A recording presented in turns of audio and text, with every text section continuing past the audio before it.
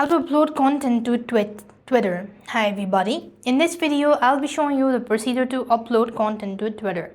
In order to upload content to Twitter, you need to log into your account, and first thing first, you also need to make sure that your application is completely up to date.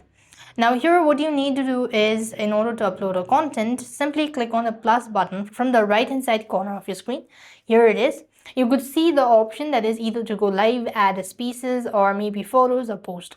Since we are going to upload a post, so click on the post button over here and make sure to go ahead and enable the permission as well. And let's see, this is the one. Click on the got it button.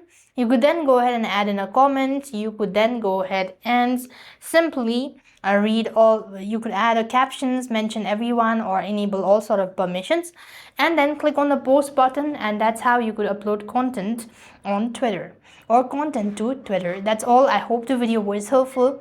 Make sure to like, share, and subscribe. Thank you for watching. See you in the next video.